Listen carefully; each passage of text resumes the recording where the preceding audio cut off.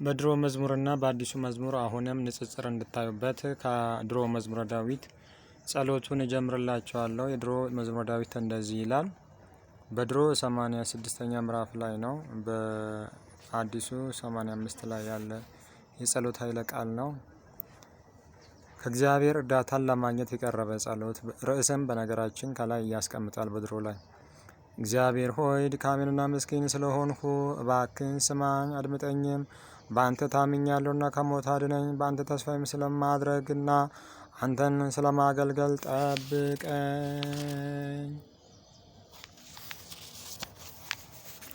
አንተ አምላኬ ነህና ማረኝ። ቀኑን ሙሉ ወደ አንተ ጸልያለሁ። እግዚአብሔር ሆይ ጸሎቴ ወደ አንተ ስለሚወጣ የአገልጋይን ደስ አሰኘው። አንተ ለእኛ ቸር መሐሪ ነህና ወደ አንተ ለሚጸልዩትም ሁሉ ዘላለማዊ ፍቅርን ታሳያቸዋለህ።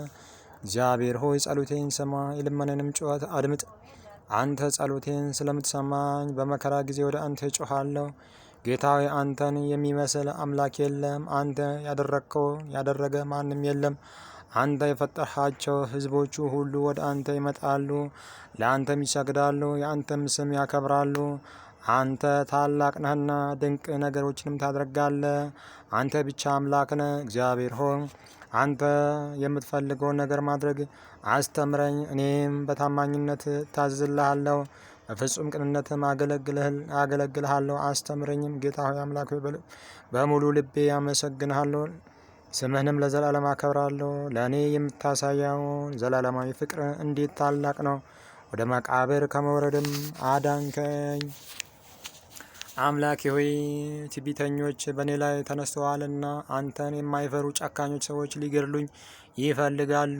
እግዚአብሔር ሆይ አንተ ግን መሐሪ ሩሩ አምላክ ነህና ዘወትርም ታጋሽ ቸር ታማኝ ነህና ፊትህን ወደ እኔ መልስ፣ ምሕረትን አድርግልኝ። እናቴ የአንተ አገልጋይ ነበረች፣ እኔም የአንተ አገልጋይ ስለሆንኩ ብርታትን ስጠኝ አድነኝም። እግዚአብሔር ሆይ የቸርነትን ምልክት አሳየኝ። አንተ የምታጽናናኝና የምትረዳኝ በሚያዩበትም ጊዜ ጠላቶች ሁሉ ያፍራሉ ይላል። አሮጌ ላይ ወደ አዲሱ ደግሞ ስንገባ የዳዊት መዝሙር 85ኛ ምዕራፍ ላይ የተቀመጠ ጸሎት ይህ ነው። አቤቱ ጆሮዬን ወደ እኔ አዘንብል፣ ስማኝ፣ እኔ ችግረኛና ምስኪን ነኝና። አቤቱ የዋህ ነኝና ነፍሴን ጠብቃት። አምላኬ በአንተ ያመነ ባሪያን አድነው። አቤቱ ዘወትር ወደ አንተ ጮኻለሁና ይቅር በለኝ። የባሪያን ነፍስ ደስ አሰኛት። ነፍሴ ወደ አንተ አነሳለሁና አቤቱ አንተን ቸር ይቅር ባይ ነህና። አቤቱ ለሚጠሩ ሁሉ ይቅርታ ብዙ ነው። አቤቱ ጸሎቴን አድምጥ፣ የልመናዬን ነገር ማስተውል። ሰምተኸኛልና በመከራ ቀን ወደ አንተ እጮኻለሁ። አቤቱ ከአምላኮች ወገን የሚመስል የለም፣ እንደ ስራ ያለ ስራ የለም። የፈጠርሃቸውም አሕዛብ ሁሉ ይምጡ፣ አቤቱ በፊት ይስገዱ፣ ስምንም ያመስግኑ። ድንቅ የምታደርግ ታላቅ አንተ ነህና እግዚአብሔር ሆይ አንተ ብቻ ታላቅ ነህ። አቤቱ መንገድን ምራኝ፣ በእውነትም ልሂድ። ልቤ ስምን በመፍራት ደስ ይበለው።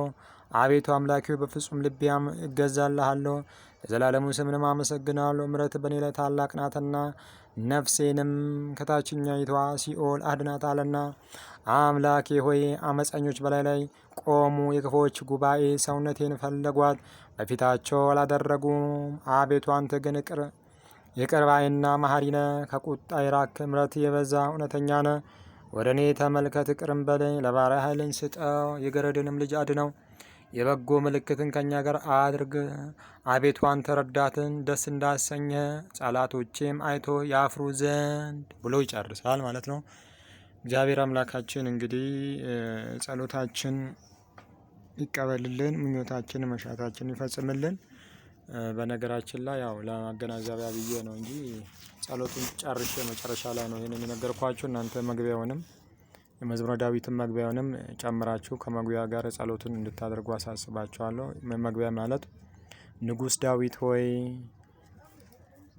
የሚለውን ማለት ነው። ንጉሥ ዳዊት ሆይ የምሳሌውን ሁሉ ትርጉም ልብ ታስደርገኝ ዘንድ እግዚአብሔርንም አመስግን ዘንድ እመቤታችን ድንግል ማርያምንም አመሰግናት ዘንድ ወደ እኔና ብላችሁ መግቢያውንም ጸሎት ታደርጋላችሁ ለማለት ነው። ስብሐት ለእግዚአብሔር ወለወላዲቱ ድንግል ወለመስቀሉ ክቡር። ይትሐኮተ ይትሰበሐ ስሙ ለእግዚአብሔር ወትረ በኩሉ ጊዜ ወበኩሉ ሰዓት